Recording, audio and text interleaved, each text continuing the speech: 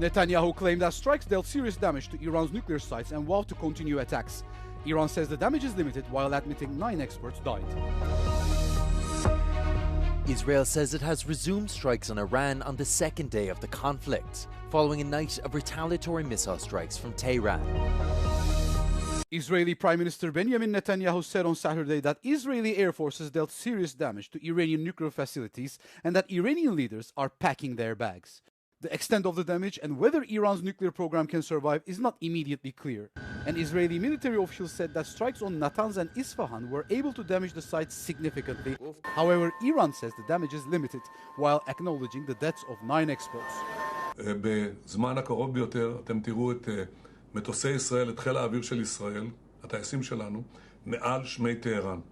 אנחנו נפגע בכל אתר, בכל מטרה של משטר האייתולות, ומה שהם הרגישו עד עכשיו הוא כאין וכאפס למה שהם ירגישו תחת נחת זרוענו בימים הקרובים. In his speech, Netanyahu further claimed that if Israel hadn't acted, Tehran was planning to give nuclear weapons to their terrorist proxies. Adding that the operation has clear support from US President Donald Trump, Netanyahu pledged to continue the attacks.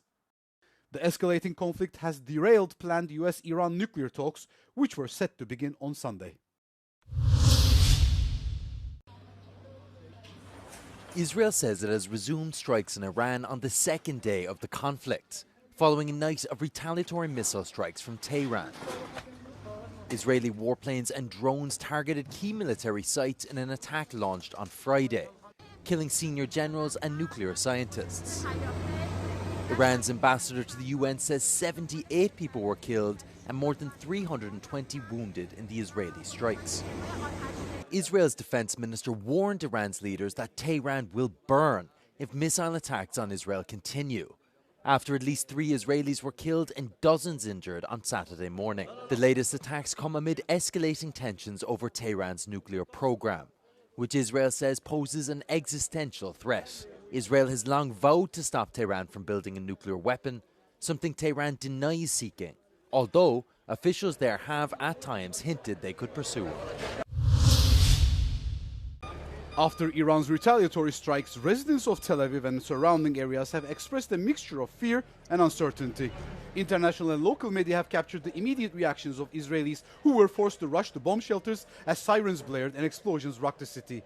One resident described how a blast destroyed half his house while he was in shelter. הייתה אזעקה, הערתי את אשתי, רצנו למטה למקלט, נעלנו את הדלת, אחרי כמה דקות היה בום שהרעיד את כל הדלת של המקלט. שמענו רעשים, חשבנו זהו, הלך הבית.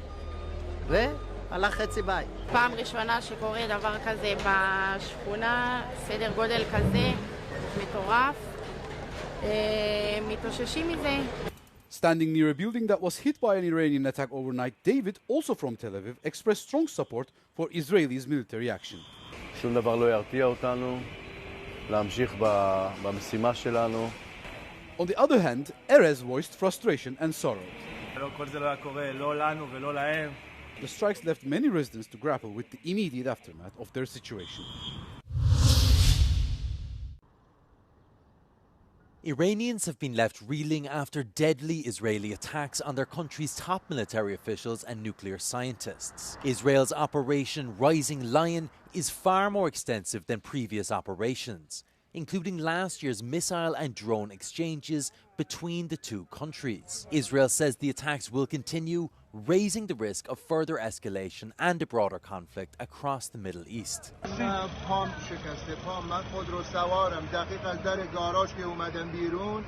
رسیدم وسط خیابون همزمان با صدا آوار ریخت تو سرم تو ماشینم موندم راننده آقای فرادی نمایندگی 632 درسته الان بهتر هستین خدا رو شکر از زیر آوار صدا تو سرم نمیدونم چه خبره فقط الان صدا تو سرم میپیچه نمیفهم. Following the strikes, several governments issued red travel warnings for their citizens in Iran and across the region. Some foreigners, like this Russian orchestra group, have fled towards Iran's border with Azerbaijan to leave the country.